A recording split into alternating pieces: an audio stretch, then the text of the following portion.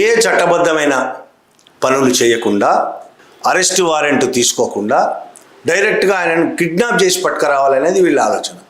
కిడ్నాపే అంటారు దాన్ని, అరెస్ట్ అన్నారు. చట్టవిరుద్ధంగా ఉన్నది కాబట్టి కిడ్నాప్. వెళ్ళి తెల్లవారుజామున 4 గంటలకి పోలీస్ క్వార్టర్స్ ప్రహారీ గోడలు దూకి, ఎవరు చేస్తారు ఈ పని? దొంగలు, కిడ్నాపర్లు చేస్తారు. గోడలు దూకి ఈయన ఇంట్లోకి దూరి, తలుపు కొట్టగా ఆయన తీసి ఉండొచ్చు, వెంటనే ఇంట్లోకి దూరారు. సునీల్ నాయక్ ఇంట్లో సునీల్ నాయక్తో పాటు వాళ్ళ అమ్మ కూడా ఉంది, ముసలామె.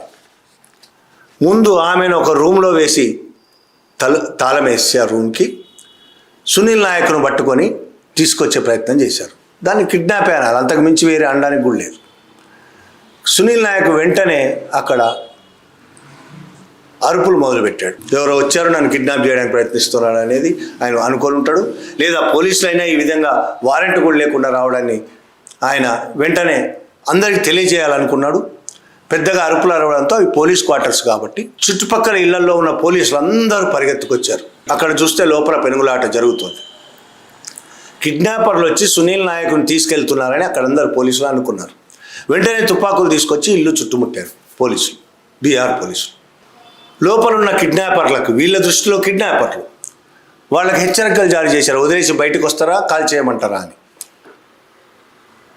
కానీ అది అలా కొనసాగుతుండగానే సాయంత్రం రాత్రి 4-5కు మొదలైతే ఈ కథ 10-11 దాకా సాగింది. ఇది ఫైర్ డిపార్ట్మెంట్ డీజీ వచ్చాడు. ఈ విషయం తెలుసుకొని వెంటనే ఉట్టావుట్న ఆయన ఇంకొంతమంది అధికారులు లోపలికి వెళ్ళారు, ఏం జరుగుతుందో అని. లోపలికి వెళ్ళాక వీళ్ళు సీరియస్గా గద్దించడంతో అప్పుడు చెప్పారు వాళ్ళు, మేము ఆంధ్రప్రదేశ్ పోలీసులము, సునీల్ నాయకును అరెస్ట్ చేయడానికి వచ్చామని. షాక్ అందరూ. అరెస్ట్ చేయడానికి ఇట్లా ఎవరైనా వస్తారా? గోడలు దూకి అక్రమంగా, అందులో ఒక ఐపీఎస్ ఆఫీసర్ని అరెస్ట్ చేయడానికి. అరెస్ట్ వారెంట్ అడిగారు వాళ్ళు, ఉందా అని. లేదు. ఎఫ్ఐఆర్ కాపీ ఉందా? లేదు. ఏదీ లేదు వాళ్ళ దగ్గర. కిడ్నాప్ చేయడం తప్ప దాన్ని ఇంకేమన్నారు, ఏదీ లేకుండా పోయారు అంతే.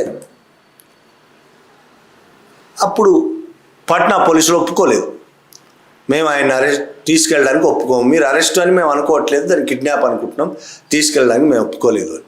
పొద్దున్న దాకా సాగింది. పొద్దున కోర్టులో సునీల్ నాయక్ తరపు లాయర్లు కోర్టులో పిటిషన్ వేశారు, ఇట్లా జరుగుతోంది అక్కడ అని. కోర్టు సీరియస్ అయింది.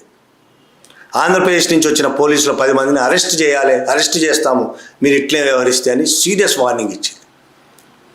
వెంటనే అక్కడి నుంచి వచ్చేసిన పోలీసులు కోర్టుకు వెళ్ళి అఫిడవిట్ దాఖలు చేశారు. అప్పుడు